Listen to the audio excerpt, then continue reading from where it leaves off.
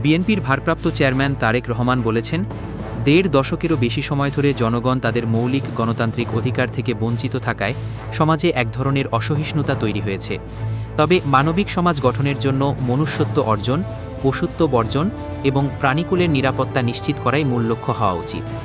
শনিবার বাংলাদেশ চীন মৈত্রী সম্মেলন কেন্দ্রে বাংলাদেশ অ্যানিমাল ওয়েলফেয়ার অ্যাসোসিয়েশনের উদ্যোগে আয়োজিত প্রাণী ও প্রাণের মেলায় ভার্চুয়ালি যুক্ত হয়ে তিনি একথা বলেন।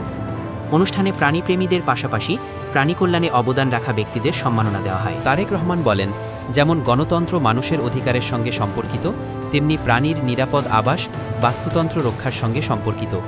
তিনি জানান, দেশে একসময় প্রায় ১,৬০০ প্রজাতির প্রাণী ছিল, যার মধ্যে প্রায় ৩০০ প্রজাতি বিলুপ্তির মুখে পড়েছে। সুন্দরবনের বাঘের সংখ্যা ৮০-র দশকে ছিল ৪০০-র বেশি, বর্তমানে তা নেমে এসেছে ১০০-র কাছাকাছি। হাতির সংখ্যা কমে ২০০-র নিচে। তিনি আরও বলেন, ব্যাঙ প্রাকৃতিকভাবে এডিস মশার বিস্তার রোধে সহায়ক ভূমিকা রাখে, তাই শহরাঞ্চলেও তাদের নিরাপদ আবাসস্থল তৈরি করা জরুরি।